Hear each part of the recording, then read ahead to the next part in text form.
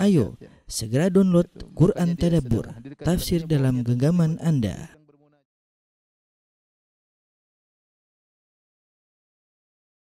Bismillahirrahmanirrahim. Assalamualaikum warahmatullahi wabarakatuh. Alhamdulillahi ala ihsani wa syukru lahu ala taufiqihi wa amtinani. Wa asyhadu an la ilaha illallah wahdahu la syarika lahu ta'ziman li sya'ni. Wa asyhadu anna Muhammadan abduhu wa rasuluhu da'ila ridwani. Allahumma salli alaihi wa ala alihi wa ashabihi wa ikhwani. Rekan-rekan sekalian dari pelabuhan yang dirahmati oleh Allah Subhanahu wa taala. Ini adalah pertemuan kita yang terakhir insyaallah tentang syarah Al-Usul Ats-Tsalatsah. Pertemuan yang ketujuh ya. Kita lanjutkan pembahasan tentang Ma'rifatur Rasul, tentang mengenal Rasulullah sallallahu alaihi wasallam. Syekh Muhammad bin Abdul Wahhab rahimahullah berkata ya, akhadha ala hadha 10 sinin yad'u ila tauhid wa ba'da al-'ashri urija bihi ila as-sama' wa furidat alaihi salawatul khams wa shalla fi Makkah 3 sinin wa ba'daha umira bil hijrah ila al-Madinah. Rasulullah sallam 10 tahun berdakwah menyeru kepada tauhid. Setelah tahun ke-10 berdakwah, maka beliau diangkat oleh Allah Subhanahu wa taala Isra Mi'raj, yaitu pada tahun 10 kenabian Isra Mi'raj, kemudian diperintahkan baginya untuk salat 5 waktu. Setelah itu beliau salat selama 3 tahun di Mekah, ya, selama 3 tahun di Mekah. Setelah itu beliau diperintahkan untuk berhijrah ke kota Madinah. Jadi beliau berhijrah ke kota Madinah pada setelah 13 tahun berdakwah di Mekah, ya. Wal hijrah al-intiqal min baladi syirki ila badalil Islam. Adapun yang dimaksud dengan hijrah adalah berpindahnya seseorang dari negeri yang syirik menuju ke negeri Islam. Wal hijratu faridatun ala hadhihi al-ummah min baladi syirki ila baladil Islam wa hiya baqiyatun ila an taquma sa'ah. Dan hijrah adalah kewajiban bagi umat ini untuk berpindah dari negeri syirik kepada negeri Islam, dan kewajibannya berlaku sampai hari kiamat. Wad dalil, dalilnya qauluhu ta'ala, firman Allah, innal ladzina tawaffahumul malaikatu zalimi anfusihim. Sungguhnya orang-orang yang diwafatkan oleh malaikat dalam kondisi menzalimi diri mereka sendiri, yaitu bermaksiat. Qalu fima kuntum, kenapa kalian tidak berhijrah? Qalu kunna mustata'afina fil ardi. Kami dalam kondisi lemah di Mekah. Qalu alam takun ardullahi wasi'atan fatuhajiru fiha. Ya, kenapa kalian tidak berhijrah ke, bukankah bumi Allah luas, kalian bisa hijrah ke mana yang kalian kehendaki? Fa ulaika ma'wahum jahannam, maka inilah orang-orang yang tempatnya di neraka jahannam. Wa sa'at masira, dan sungguh buruk tempat kembali mereka, itu neraka. Ilal mustata'afina minar rijal wan nisa wal wildan, kecuali orang-orang yang lemah dari kalangan lelaki yang memang mereka tidak bisa berhijrah. Para wanita yang ditahan oleh keluarga mereka tidak bisa berhijrah dari Mekah menuju Madinah. Wal wildan, dan anak-anak la yastati'una hilatan wa la yahtaduna sabila, mereka tidak punya kemampuan dan mereka tidak bisa pergi ke kota Madinah. Fa ulaika asallahu ayyafu anhum, mereka itulah semoga Allah mengampuni mereka. Wa kana Allahu afuwan ghafura, dan sungguhnya Allah Subhanahu wa taala Maha pengampun lagi Maha memaafkan. Dalil juga yang menunjukkan hijrah hukumnya wajib, wa qauluhu ta'ala, firman Allah Subhanahu wa taala, ya ibadiyalladzina amanu inna ardi wasi'atun fa iyaya fa'budun. Wahai hamba-hambaku yang beriman, sungguhnya bumiku luas, maka kepada akulah kalian beribadah. Qala al-Baghawi rahimahullahu taala, berkata Imam al-Baghawi dalam tafsirnya, sababun nuzuli hadhil ayah fil muslimin alladzina bi Makkah lam yuhajiru. Ya, sebab nuzul turun ayat ini adalah tentang orang-orang Islam yang ada di Mekah dan namun mereka tidak berhijrah. Nadahumullah bismil iman. Allah menyuruh mereka, memanggil mereka dengan keimanan, yaitu ya ibadiyalladzina amanu, wahai hamba-hambaku yang beriman. Wa dalil ala hijrah minas sunnah. Adapun dalil tentang wajibnya hijrah dari sunnah Nabi sallallahu alaihi wasallam, yaitu qauluhu sallallahu alaihi wasallam, sabda Nabi sallallahu alaihi wasallam, la tanqati'ul hijratu, tidak akan terputus hijrah hatta tanqati at-taubatu, sampai terputus taubat. Wala tanqati at-taubatu, dan taubat tidak akan terputus hatta tatlu asy-syamsu min maghribiha, sampai matahari terbit dari barat, ya. Pada pembahasan ini Syekh Muhammad bin Wahhab rahimahullah taala membahas tentang masalah hijrah. Kita secara singkat, ya. Pembahasan hijrah tentunya luas, tapi secara singkat, ya. Hijrah ada dua model, yaitu hijrah dari negeri kafir, negeri musyrik, ke negeri Islam. Hijrah yang kedua, yaitu hijrah maknawi, yaitu hijrah dari kemaksiatan kepada ketaatan.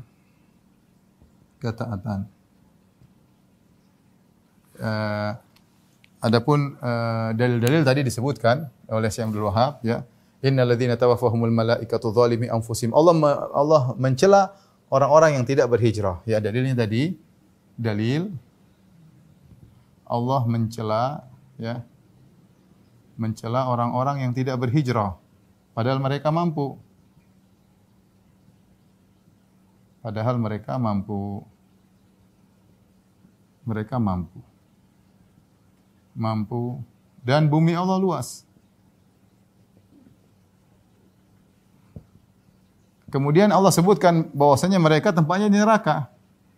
Mereka dimasukkan ke neraka. Ke neraka. Ya.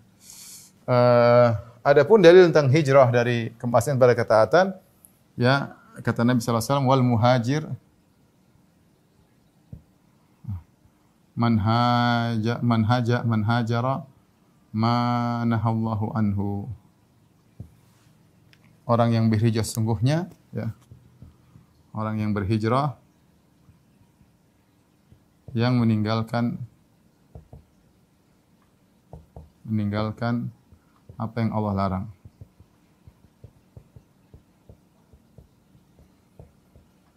Inilah dua hijrah. Kalau kita bisa katakanlah hijrah tempat. Kalau ini adalah hijrah maknawi, ya. Hijrah maknawi, makna. Hijrah dari negeri musyrik dari negeri musyrik ke negeri Islam. Negeri musyrik yaitu apa? Negeri yang tidak ada syiar-syiar Islam secara menyeluruh. Benar di sebagian negara musyrik bahwasanya sebagian tempat ada mungkin kaum muslimin ngumpul, mereka ada masjid, mereka bisa sholat, tetapi tidak secara menyeluruh. Ya, maka tetap saja dikatakan negeri musyrik. Adapun negeri Islam, yaitu yang syiar Islam, ya, syiar Islam itu maksudnya apa? Azan, ya, masjid, kemudian sholat Jumatan, sholat Id, ya, sholat Id dan lain-lain, ya. Ada secara menyeluruh, secara menyeluruh di seluruh negeri,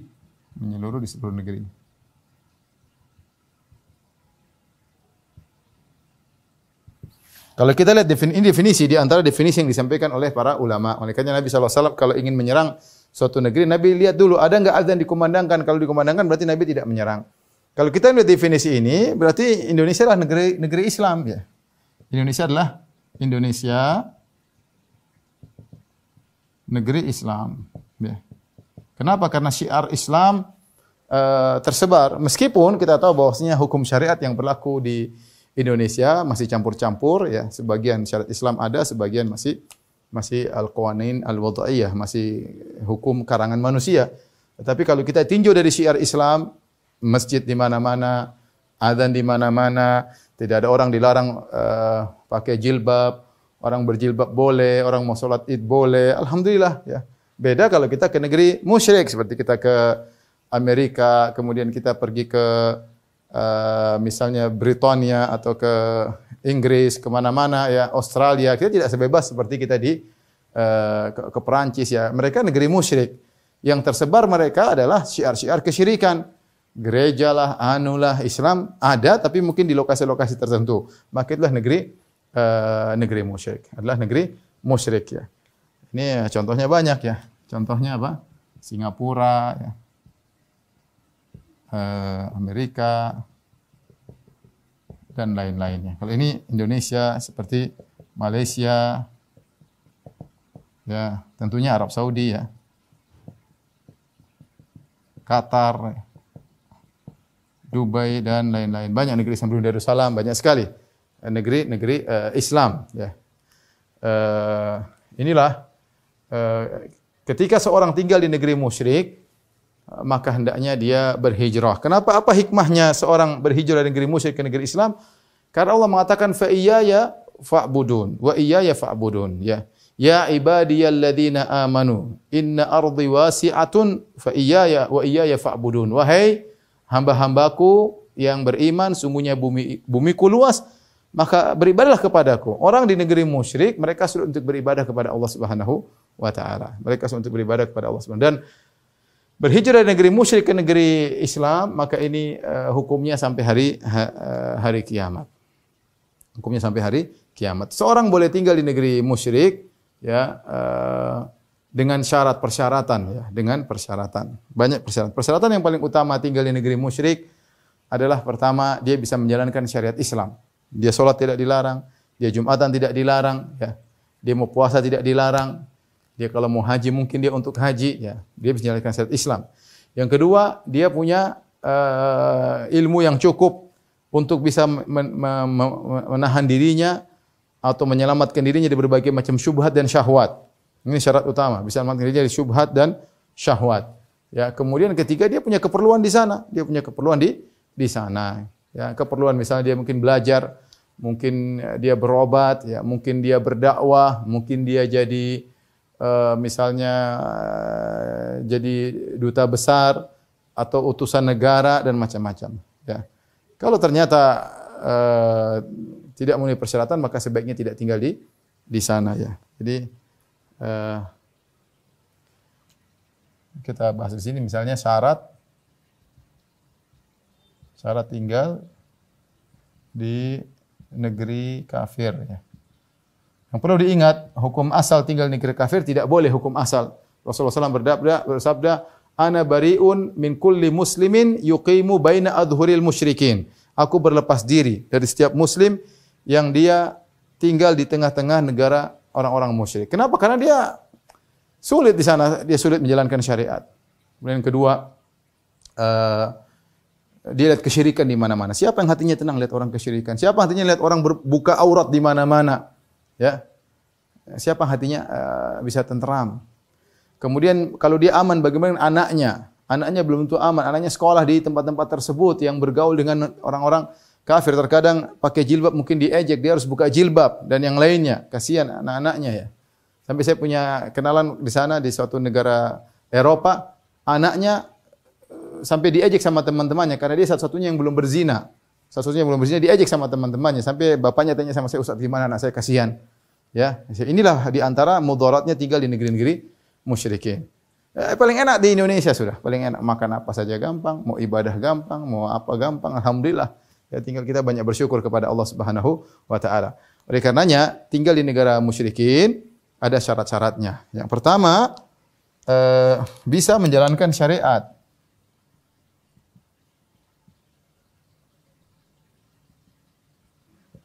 Yaitu bisa sholat, dia bisa pakai jilbab kalau perempuan, dia bisa Jumatan kalau laki-laki, dia bisa sholat Id, dia bisa bayar zakat. Kalau sampai dia tidak bisa menjalankan syariat, wajib bagi dia untuk berhijrah.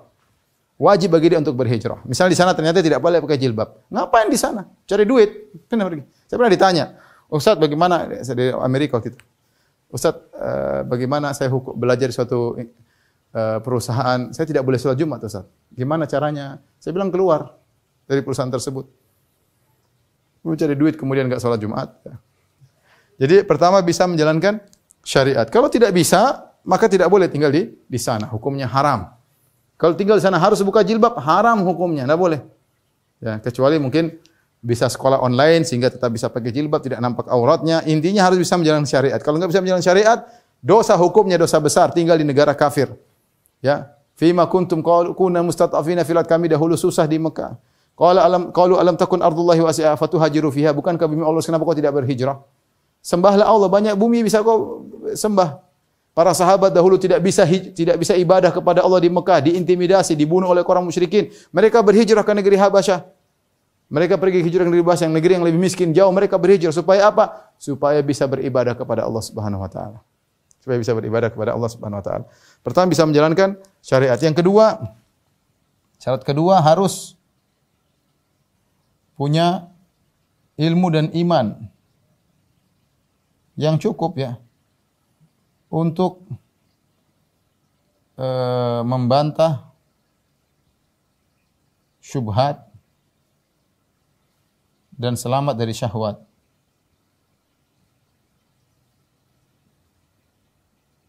Ya, karena kita tinggal di negara kafir, semuanya terbuka.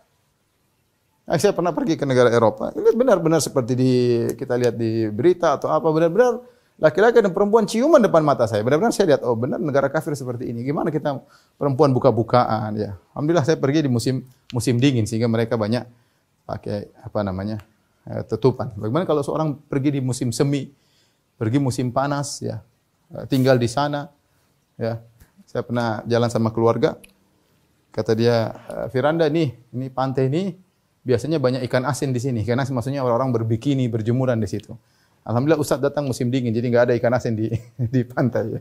Jadi mau saya mengerikan kalau orang tidak punya kuat iman dan tidak punya ilmu, dia bisa jadi liberal. Banyak orang-orang pergi ke sana jadi liberal, banyak sekali. Sampai sana kemudian liberal punya pemikiran, oh semua agama ternyata benar. Oh mereka juga baik-baik kok. Akhirnya semua agama benar. Ya liberal, nggak punya kekuatan iman yang benar. Ya, akhirnya mulailah berubah. Tadinya jilbab wajib nggak jadi wajib. Seperti itu akhirnya. Tadinya enggak Natalan malah ikut ngeramaikan Natalan. Macam-macam pemikiran mulai satu-satu diprotoli. Akhirnya semua agama juga masuk surga. Jangan Islam aja. Saya juga punya teman-teman baik-baik dari sekarang itu. Kalau dia enggak punya, dia tadinya bukan berdakwah, dia malah didakwahi. Dan itu terjadi. Jadi tinggal di negara kafir punya syarat-syarat. Yang ketiga dia ada keperluan syaratnya. Ada kemaslahatan. Ini 3 syarat. 1, 2, 3. Kemaslahatannya ya macam-macam. Ya mungkin dia untuk berobat, oke. Dia untuk berdakwah, oke. Ya, Nabi mengirim para sahabat ke negeri kafir untuk berdakwah. Dia untuk misalnya belajar ilmu tertentu, ya. Atau dia karena urusan kenegaraan dan yang lainnya. Yang penting ada kemaslahatan. Yang penting dia adalah orang diplomat. Yang penting ada kemaslahatan. Ya kalau dicari nafkah darurat misalnya itu saya nggak tahu ya. Tapi intinya dia harus bisa menjaga diri ada kemaslahatan. Karena saya katakan saya ketemu dengan sebagian kawan-kawan, orang tuanya oke, bisa jalankan agama, anak-anaknya kacau di sana ya. Yang tidak puasa biasa, tidak pakai jilbab, yang jangan tanya deh. Kasihan ya, bagaimana tanggung jawab dia sebagai orang tua di akhirat kelak. Jangan sampai kita hanya memikirkan dunia untuk mencari nafkah di negeri kafir, akhirnya anak-anak kita jadi korban. Nah, kalau kita benar-benar tinggal sana, harus punya sumbangsi dalam dakwah, anak-anak harus dijaga. Karena kita hidup di suatu tempat yang sangat tidak kondusif untuk menjaga keimanan anak-anak ya. Adapun kalau dia tidak bisa menjalankan syariat, maka wajib dia untuk berhijrah. Kalau tidak berhijrah, maka dia meninggal dalam kondisi dosa besar karena meninggalkan ibadah kepada Allah Subhanahu wa taala. Taib. Dari sini kita tahu negara musyrik seperti apa, negara Islam seperti apa. Yang aneh, kita dapati seperti kelompok-kelompok jihadis seperti Jamaah Islamiyah ya. Saya ketemu dengan beberapa orang yang sudah sadar, mereka dulu berhijrah dari mana? Dari Indonesia ke Australia. Ini kenyataannya. Berhijrah dari mana? Dari Indonesia ke Australia. Sampai ada di antara mereka yang menjadi gubernur Jamaah Islamiyah. Karena sudah sadar ya, ngobrol sama saya. Ustaz, gimana kita sampai berhijrah? Karena berhijrah dari Indonesia, negara Islam, berhijrah ke negara gimana? Itu hijrah model apa yang mereka bilang ya? Hijrah model apa ya?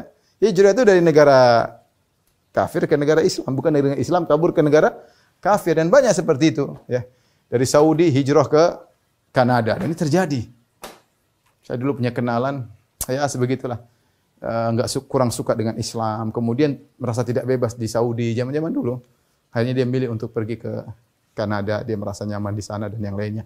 Jadi ikhwan dan akhwat yang dirahmati Allah Subhanahu wa taala, inilah berkaitan dengan hijrah tempat. Ini berlaku sampai hari kiamat. Jika Anda tidak bisa beribadah kepada Allah suatu tempat, maka silakan Anda berhijrah. Sebagian saudara-saudara kita mereka berhijrah misalnya dari Rohingya. Mereka berhijrah ke Saudi misalnya. Ada yang berhijrah dari India mungkin mau ditangkap berhijrah ke negara Islam misalnya ya. Dan seperti misalnya Dr. Zakir Naik yang harus meninggalkan India pergi ke Malaysia misalnya. Ya kondisi tidak apa ya, di mana-mana Islam begitu ya, artinya kalau kita minoritas biasanya kita diintimidasi, sementara kalau non muslim, orang kafir minoritas di negeri Islam biasanya tidak jadi masalah ya. Orang Islam sangat baik dan sangat adil ya. Baik, berikutnya hijrah maknawi yang sering kita bilang ini sudah hijrah, artinya hijrah dari maksiat, meninggalkan maksiat menuju ke ketaatan ya. Ya, contohnya seperti apa? Contoh apa? Hijrah dari riba atau dari musik. Dari apa lagi? Dari misalnya dari apa kayak maksiat lah, dugem lah, apalah, terserahlah. Ya, banyak hijrah. Ini namanya hijrah juga ya. Berhijrah dari maksiat menuju ketaatan, maka dia harus berusaha untuk senantiasa bersabar dalam menjalankan ketaatan kepada Allah Subhanahu wa taala. Ini kira-kira makna sederhana tentang hijrah.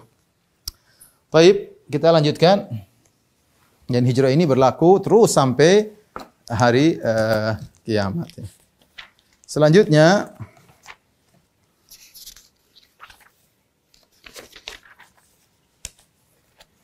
kata Syekh Muhammad Wahab rahimahullah taala, "Falamma istaqarra bil Madinah amara bi baqiyati syara'il Islam atau umira bi baqiyati syara'il Islam, mithlu zakat wa shaumi wal haji wal jihad wal adzan wal amri bil ma'ruf wa nahyi anil munkar wa ghairi dzalik min syara'il Islam." Ketika Rasulullah SAW sudah menetap di kota Madinah, maka Nabi diperintahkan oleh Allah Subhanahu wa taala dengan syariat-syariat Islam yang lain.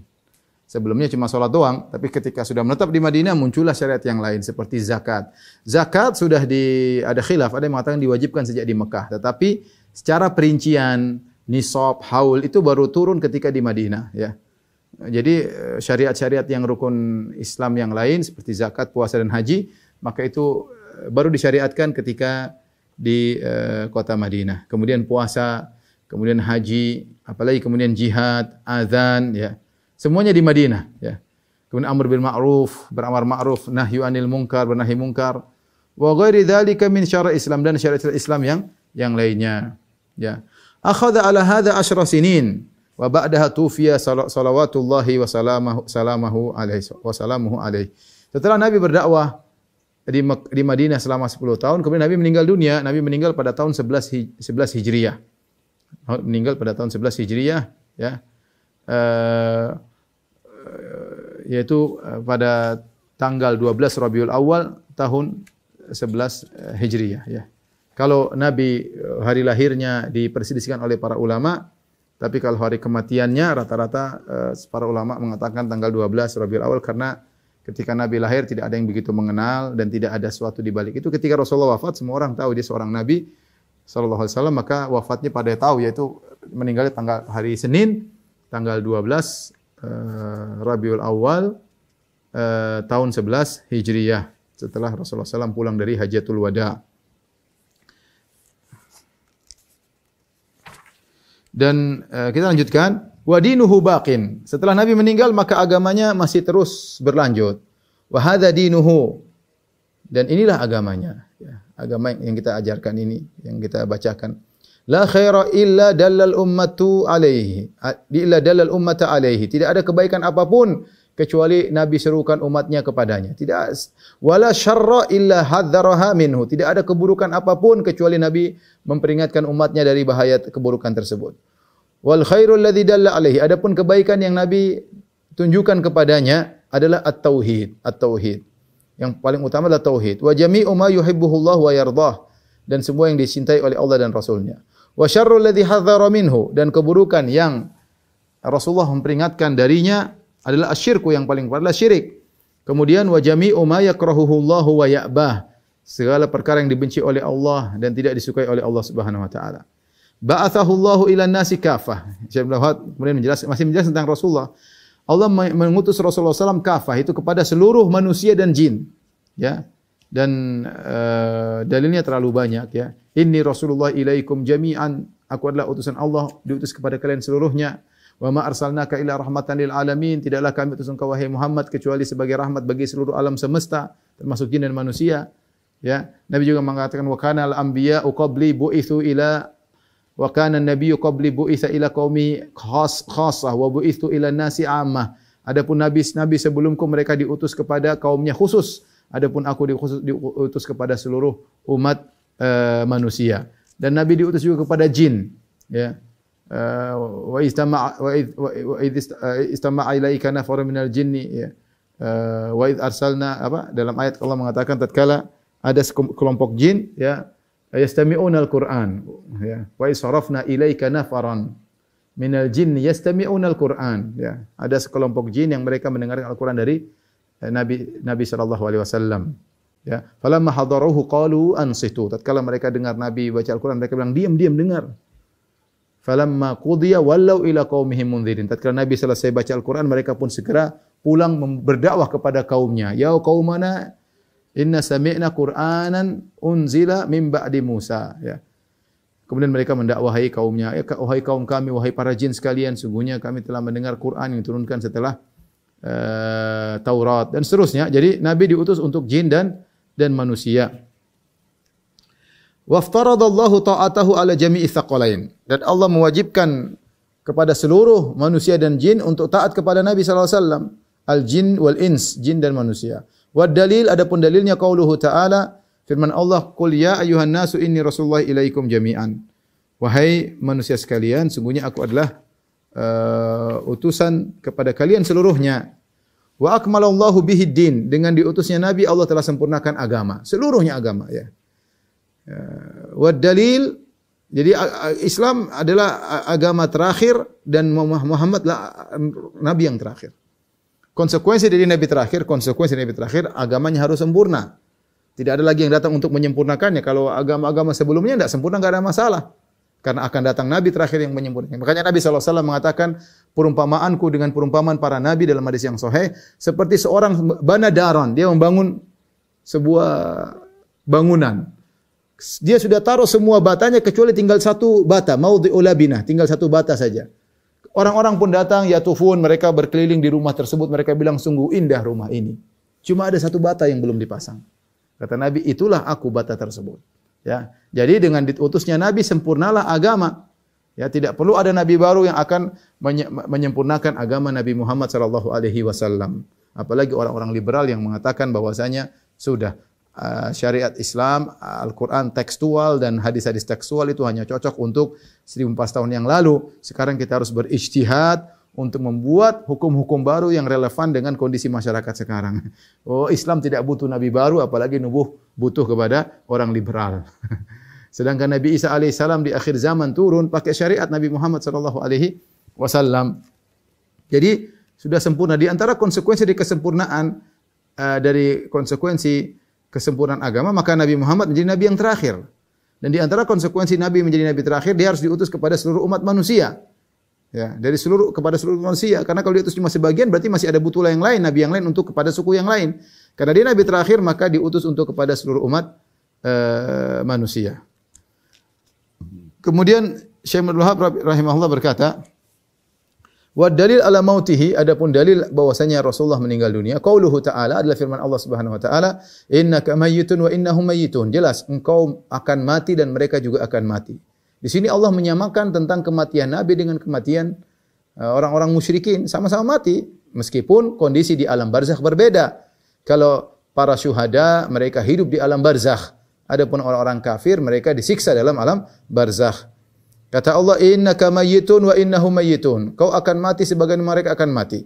Tsumma innakum yaumal qiyamati inda rabbikum takhtasimun. Kemudian kalian pada hari kiamat akan berseteru di hadapan Rabb kalian. Itu Rabb kalian akan menyidang kalian.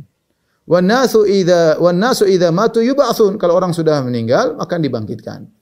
Jadi kita harus tahu bahwasanya Nabi sallallahu alaihi wasallam meninggal. Ya, Nabi sallallahu alaihi wasallam meninggal. Sebagaimana nabi-nabi yang sebelumnya. Makanya kata Allah Subhanahu wa taala, wa ma Muhammadun illa rasulun qad khalat min qablihi rusul. Afa immata aw qutilan qalabatum ala aqabikum. Tidaklah Muhammad kecuali seorang rasul dari telah berlalu sebelumnya rasul-rasul yang lain. Apakah jika dia mati kalian akan menjadi murtad kembali? Jadi ketika Rasulullah SAW meninggal dunia, ya, Umar bin Khattab tidak terima. Umar bin Khattab tidak berita. Dia mengatakan Umar bin Khattab dia hanya pergi sebagaimana Musa akan kembali. Ya. Siapa yang bilang Muhammad mati lawan saya? Ya. Semua orang takut, tidak ada yang berani berbicara dengan Umar karena Umar begitu hebat. Ya. Sampai datang Abu Bakar radhiyallahu anhu. Abu Bakar pergi waktu itu Abu Bakar lagi agak jauh. Dia pergi ke Nabi, dia cium kening Nabi SAW. Kemudian dia datang ke tempat orang-orang lagi kumpul. Maka Abu Bakar kemudian berbicara. Semua orang perhatian sama Abu Bakar. Kata Abu Bakar radhiyallahu anhu, ya, man kana ya'budu Muhammadan fa inna Muhammadan qad mat. Barang siapa yang menyembah Muhammad, Muhammad sudah mati. Wa man kana ya'budullah. Barang siapa yang menyembah Allah, fa inna Allah hayyun la yamut. Allah Maha hidup dan tidak akan mati. Kemudian dia bacakan firman Allah, innaka mayyitun wa innahum mayyitun. Allah telah berfirman, sungguhnya kau akan mati sebagaimana mereka akan mati. Allah juga berfirman, wa Muhammadun illa rasulun qad khalat min qablihi rusul. Afa imata aw qutilan qalabatum ala aqabikum. Bahwasanya Muhammad hanyalah seorang rasul setelah berlalu rasul sebelumnya. Sebagaimana rasul-rasul sebelumnya pada meninggal, dia juga akan meninggal. Saya para sahabat mengulang-ulangi ayat itu. Mereka baru sadar sampai Umar berkata seakan-akan saya baru mendengar ayat ini. Padahal mereka sudah hafal ayat itu. Mereka sudah hafal ayat itu, tapi ketika dalam kondisi mereka lupa. Abu Bakar yang dengan tegar mengingatkan mereka bahwasanya Rasulullah SAW sudah meninggal dunia. Taib, Rasulullah SAW tentu di alam barzah hidup, ya, dengan kehidupan yang khusus. Orang-orang sebagaimana para syuhada Allah Subhanahu Wa Taala mengatakan, wala taqulu lima yuqtalu fi sabilillahi amwat, bal ahya'un. Ya, jangan kau berkata orang-orang yang terbunuh di jalan Allah mereka sudah mati padahal mereka masih hidup, ya. Ya, dalam ayat yang lain yurzaqun, yaitu mereka masih diberi rezeki oleh Allah Subhanahu wa taala, ya. Ya. Tetapi ketika mereka di alam barzakh, mereka hidupnya bukan seperti hidup di atas muka bumi, hukumnya berbeda. Oleh karenanya para syuhada mereka meninggal dan mereka dikubur.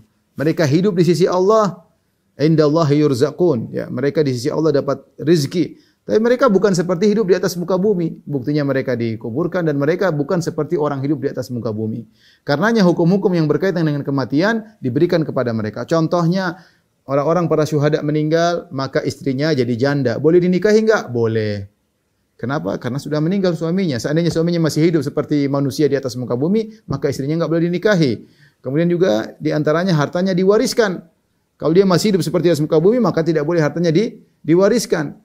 Dia hidup tapi dalam alam barzah, alam tersendiri. Maka tidak boleh kita menganalogikan, dia hidup sama seperti kita. Kalau kita boleh kita minta tolong, kalau begitu boleh kita minta doa, macam-macam. Ini enggak boleh. Enggak boleh karena alamnya tersendiri. Dan itu yang dipahami oleh para sahabat. Ya. Bosnya Nabi SAW sudah meninggal. Seandainya Nabi masih bisa jalan-jalan seperti yang lainnya, dianggap seperti hidup di muka bumi, maka para sahabat enggak perlu nangis. Para sahabat kenapa sedih? Kenapa mereka nangis? Ya, karena mereka tahu Nabi sudah selesai. Dia di alam lain bukan seperti alam kita. Ya. Ya. Kalau Nabi ternyata masih jalan-jalan seperti dipersangkakan sebagian orang, hadir di acara ini, hadir di acara itu, ya para sahabat tinggal konsultasi sama Nabi kalau ada masalah. Sementara mereka menghadapi berbanyak permasalahan besar, bahkan permasalahan perang saudara di antara mereka, tidak seorang pun datang ke kuburan Nabi, ya Rasulullah kita ada masalah. Solusinya bagaimana? Enggak ada. Karena mereka paham Rasulullah SAW hidup tapi dalam alam barzakh, bukan alam dunia. Kemudian kata Syekh Abdul Wahab rahimahullah ta'ala, wan nasu idza matu yub'atsun, dan orang-orang setelah meninggal dunia akan dibangkitkan. Selesai disebutkan tentang Nabi sallallahu alaihi wasallam. Setelah manusia meninggal akan dibangkitkan. Wa dalil qauluhu ta'ala, dalil firman Allah, minha khalaqnakum wa fiha nu'idukum. Dari dunialah kami menciptakan kalian. Wa fiha nu'idukum, dan di dunialah kami akan kembalikan kalian, itu dikuburkan. Wa minha nukhrijukum taratan ukhra, dan dari bumilah kami akan mengeluarkan kalian untuk kedua kali, ya, yaitu di hari kiamat, hari kebangkitan. Wa qauluhu ta'ala, di antara dalil bahwasanya adanya hari kebangkitan, wallahu ambatakum minal ardi nabata, Allah telah menumbuhkan kalian dari bumi, ya. Thumma yu'idukum fiha wa yukhrijukum ikhraja. Kemudian Allah kembalikan kalian ke bumi, itu dikubur, wa yukhrijukum ikhraja, dan Allah akan keluarkan kalian itu dengan dibangkitkan. Kemudian kata beliau, wa ba'dal ba'tsi muhasabun. Setelah hari dibangkitkan mereka akan dihisab. majziyuna bi a'malihim, mereka akan dibalas sesuai dengan amalan mereka. Wad dalil qauluhu ta'ala, adapun dalilnya liyajziyal ladzina asa'u bima amilu wa yajziyal ladzina ahsanu bil husna. Allah bangkitkan mereka agar Allah membalas orang-orang yang beramal saleh sesuai dengan amalan mereka, dan Allah akan membalas orang-orang yang beramal buruk sesuai dengan amalan mereka. Ya, kemudian beliau berkata, "Wa man kadzdzaba bil ba'tsi kafara." Barang siapa yang mengingkari hari kebangkitan maka dia telah kafir. Wad dalil, qaul, apa dalilnya orang yang mengingkari hari kebangkitan kafir? Za'amal ladzina kafaru alla yub'atsu. Orang-orang kafir menyangka mereka tidak bakalan dibangkitkan. Qul bala wa rabbi latub'atsunna. Katakanlah demi Rabbku, sungguh kalian akan dibangkitkan. Tsumma latunabba'unna, bukan cuma dibangkitkan, kalian akan dikabarkan bima amiltum, apa yang kalian kerjakan akan dibongkar oleh Allah pada hari kiamat. Wa dzalika 'ala Allahi yasir, dan itu sangat mudah bagi Allah Subhanahu wa taala. Kemudian jadi beliau sebutkan ya bahwasanya adanya hari kiamat, ada hari kebangkitan, kita harus yakin hal tersebut. Dalil terlalu banyak dalam Al-Qur'an. Logika yang Allah bawa akan di antara dalil akan adanya hari kebangkitan yaitu banyak. Allah sebutkan di antaranya la khalqus samawati wal ard akbaru min khalqin nas. Penciptaan langit dan bumi lebih hebat daripada penciptaan manusia. Kalau Allah bisa menciptakan langit dan bumi dengan hebat, menciptakan kalian kembali mudah. Hidupkan kembali mudah. Anggap saja proses awal mudah. Bumi dan langit Allah bisa ciptakan, mau hidupkan kalian kembali mudah. Kemudian dalil yang lainnya kata Allah Subhanahu wa taala bahwasanya sebagaimana Allah menciptakan kalian, qul yuhyihalladzi ansha'aha awwala marrah. Ketika orang kafir mengatakan man yuhyil idhama wa hiya ramim. Siapa yang bisa menghidupkan kembali tulang-tulang setelah menjadi hancur lebur? Jawabannya mudah, qul yuhyihalladzi ansha'aha awwala marrah. Akan menghidupkannya yang pernah menciptakannya pertama kali. Kalau Allah pernah menciptakan manusia, mau membangkitkan gampang sekali. Bukankah pengulangan menurut pandangan kita lebih ringan daripada permulaan? Yang ulang lebih mudah, sudah pernah bikin tinggal diulang gampang, sederhana. Sederhana, mudah bagi Allah, dan dua-duanya mudah bagi Allah. Mau ulangi lagi, tidak ada, sama-sama mudah bagi Allah. Tetapi bagi kita logikanya wa huwa ahwanu alaih, bahwasanya membangkitkan harusnya lebih mudah daripada menciptakan pertama kali ya. Meniru gampangnya lebih mudah daripada mengcreate ya. Tapi intinya ini di antara dalil akan adanya hari kebangkitan. Kemudian di antara dalil akan adanya kebangkitan, Allah menjadikan sebagian orang dibangkitkan. Contohnya seperti kisah kalladzi marra ala qaryatin wa hiya khawiyatun ala ursyiha. Kisah seorang soleh yang kemudian meninggal, Allah matikan selama 100 tahun. Tsumma ba'atha. Kemudian Allah bangkitkan dia. Qala kam labith? Berapa lama kau mati? Qala labithu yauman aw ba'dha yaum. Aku hanya mati 1 hari atau setengah hari. Qala bal labithta mi'ata amin. Sebaliknya justru kau telah mati selama 100 tahun. Fanzur ila himarika. Lihatlah dongkimu, keledaimu, lihatlah makananmu. Allah pernah matikan 100 tahun, Allah hidupkan lagi. Berarti bisa. Contoh lagi yang mirip dengan ini, Ashabul Kahfi tidur 300 tahun, Allah bangkitkan mudah dalam kondisi normal. Ya. 300 tahun harusnya sudah hancur lebur. Tapi Allah bisa bangunkan kembali mereka dalam kondisi normal. Contoh lagi, ada orang pernah mati di zaman Nabi Musa alaihissalam. Mati, kemudian dipukul pakai bagian dari sapi, hidup kembali. Allah bisa menghidupkan, buktinya. Ya. Jadi kenyataannya ada, Allah kasih contoh bahwasanya bisa mengembalikan. Adapun dalil yang terakhir ini secara umum tentang adanya hari kebangkitan, bahwasanya kalau kita lihat untuk manusia ada direktur, kemudian anak buahnya bertengkar, yang satu zalim yang lain, dia direktur ini diam-diam saja, kita bilang ini orang enggak pantas jadi direktur. Kenapa? Anak buahnya bertengkar, dia diam-diam saja. Nah, bagaimana lagi Rabbul Alamin? Rabbul Alamin yang menciptakan manusia. Yang di dalam kejadian manusia terjadi berbagai macam kriminal, kerusakan, satu bunuh yang lain, satu korupsi yang lain, satu bohong yang lain, satu banyak kejadian-kejadian. Kemudian Allah biarkan saja. Tidak pantas ada Tuhan seperti ini. Tidak pantas. Ya, logika mengharuskan bahwasanya kita di atas muka bumi ini, baik yang menzalimi dan dizalimi, harus dibangkitkan untuk dimintai pertanggungjawaban. Jadi inilah tadi dalil adanya hari kebangkitan. Saya ulangi, yang pertama, Allah pernah mencipta, ngulangi lebih gampang. Yang kedua, kalaulah suatu kebangkitan adalah proses yang baru create yang baru, mudah bagi Allah. Kenapa? Karena banyak hal-hal yang Allah ciptakan lebih hebat dari sekedar membangkitkan, seperti langit dan bumi. Jadi mudah. Yang ketiga, Allah pernah mencontohkan orang-orang yang Allah matikan kemudian Allah hidupkan lagi, pernah terjadi di zaman-zaman dulu. Ya. Kemudian yang keempat, konsekuensi logika menunjukkan bahwasanya kita harus dibangkitkan untuk dimintai pertanggungjawaban. Dan itu adalah konsekuensi dari Tuhan yang benar. Kalau dia tidak bangkitkan kita, tidak beri pertanggungjawaban, tidak meminta pertanggungjawaban, Tuhan enggak beres. Jadi konsekuensi logis bahwasanya memang kita harus dibangkitkan. Makanya orang menolak adanya hari kebangkitan orang kafir. Za'amal ladzina kafaru, sungguhnya orang kafir menyangka alla yub'atsu, bahwasanya mereka tidak akan dibangkitkan. Maka orang yang mengingkari hari kebangkitan adalah orang yang dikafirkan, orang yang kafir. Kemudian Syekh Abdul Wahab rahimahullah berkata, wa arsalallahu jami'ar rusuli mubasysyirin wa mundzirin. Allah mengutus seluruh rasul sebagai mubasysyirin sebagai pemberi kabar gembira, wa mundzirin sebagai pemberi peringatan. Inilah tugas para nabi, beri kabar gembira, siapa yang beriman akan bahagia di dunia dan di akhirat. Beri peringatan, siapa yang kufur akan sengsara di dunia dan sengsara di akhirat. Wa dalil, adapun dalilnya qauluhu ta'ala, dalilnya adalah firman Allah Subhanahu wa taala, rusulan mubasysyirin wa mundzirin. Para rasul kami utus sebagai pemberi kabar gembira, sebagai pemberi peringatan, li alla yakuna linnasi 'alallahi hujjatun ba'da rusul, agar orang-orang tidak punya dalil argumentasi setelah diutus kepada mereka rasul. Seandainya para rasul tidak diutus kepada mereka, mereka akan berdalil, ya Rabbku, kita dulu enggak tahu, enggak ada rasul. Karena rasul sudah diutus. Kalaupun para rasul meninggal, maka murid-muridnya mengemban tugas mereka, maka hujjah telah tegak. Tidak mungkin seorang kemudian cari alasan di akhirat, ya Allah, aku enggak tahu, sementara setelah diutus kepadanya nabi dan para dai. Ya. Awwaluhum Nuhun alaihissalam. Rasul yang pertama adalah Nabi Nuh alaihissalam. Wa akhiruhum, yang paling terakhir adalah Muhammad sallallahu alaihi wasallam. Wa dalil ala anna awwalahum Nuhun alaihissalam qauluhu ta'ala, inna auhayna ilaika kama auhayna ila Nuhin wan nabiyyin min ba'dih.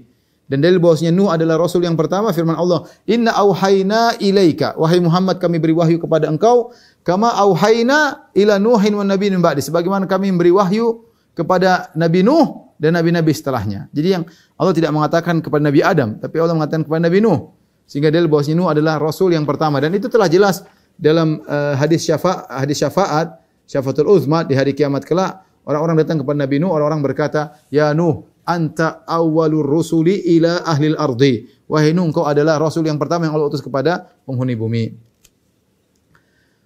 Wa kullu ummatin ba'atsallahu ilahi rasulan min Nuhin ila Muhammad. Seluruh umat diutus oleh mereka, Allah mengutus rasul kepada mereka. Mulai dari Nuh sampai Nabi Muhammad.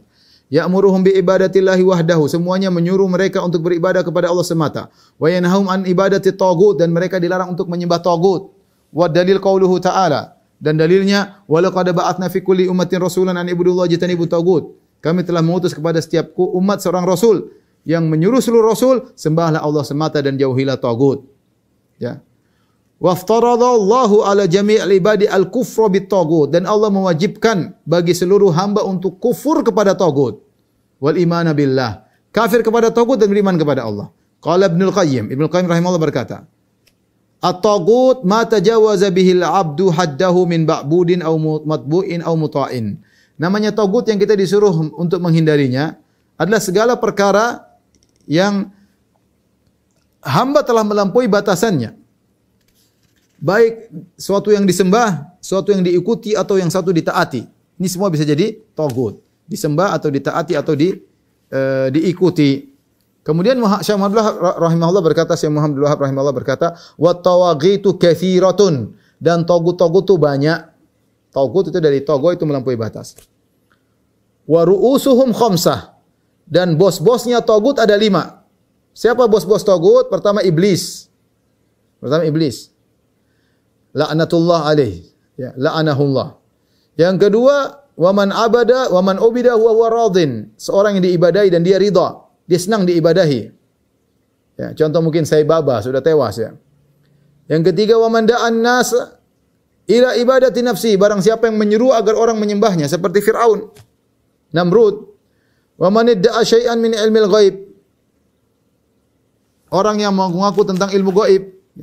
Yang kelima, waman hakama bi ghairi ma anzalallah, dan barang siapa yang berhukum dengan nama selain Allah Subhanahu wa taala. Tapi kita akan bahas tagut, ya. Tagut ada 5. Jadi semua rasul mengatakan ani abudullah wajtanibu tagut. Seluruh rasul mengatakan sembahlah Allah saja semata, Kemudian jauhilah tagut.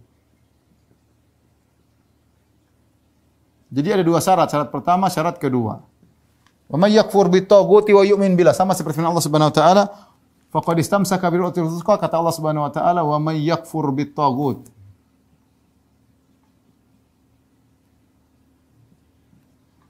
Wa yu'min billah. Faqad istamsaka bil urwatil wuthqa.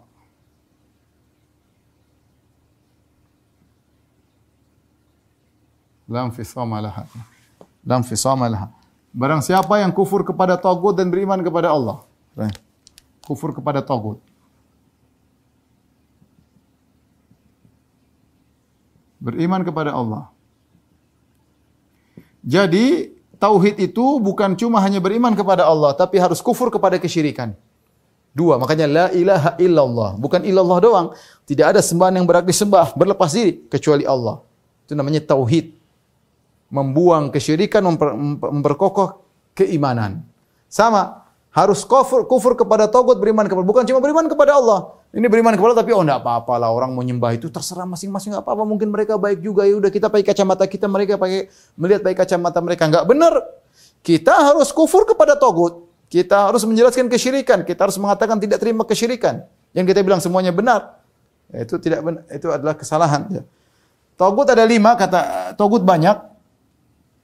Bos-bos tagut. Yang pertama iblis. Yang kedua yang disembah selain Allah. Dan dia ridha. Kemudian yang ketiga yang menyeru kepada menyembah dirinya. Menyeru untuk menyembah dirinya.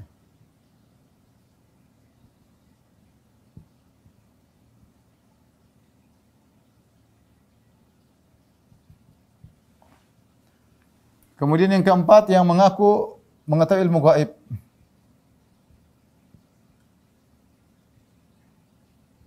Para dukun.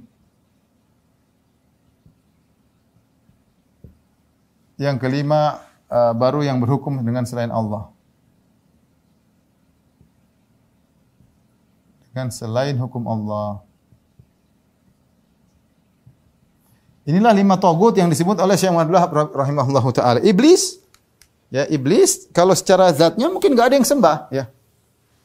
Iblis bisa disembah secara zatnya, ya mungkin setan-setan nyembah iblis. Bisa maksudnya disembah adalah ditaati. Ditaati perintahnya. Itu iblis. Sekarang dia bisik-bisik nyuruh ini nyuruh anu. Kalau dia menunjukkan saya iblis, enggak ada yang mau taat.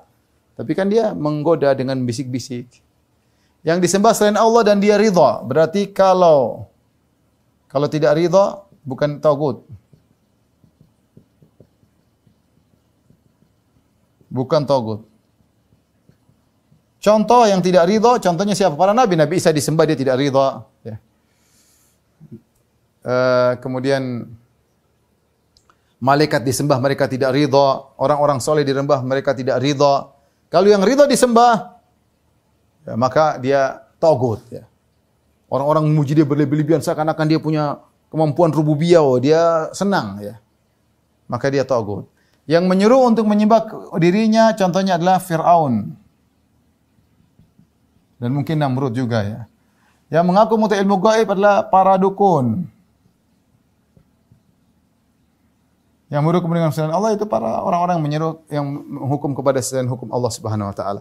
Dan menghukum kepada hukum selain Allah, hukum asal adalah syirik kecil, namun kalau dia meyakini bahwasanya hukum yang dia buat sebanding dengan hukum Allah, maka dia syirik besar. Atau dia merasa hukum saya lebih baik daripada hukum Allah, hukum kami lebih relevan daripada Quran, kafir kepada Allah Subhanahu wa taala. Atau dia mengatakan, ya Allah punya hukum, kita juga boleh bikin hukum. Enggak apa-apa, ya masing-masing. Ini kafir juga. Ya, menempatkan dirinya seperti sama-sama membuat hukum seperti Allah Subhanahu wa taala.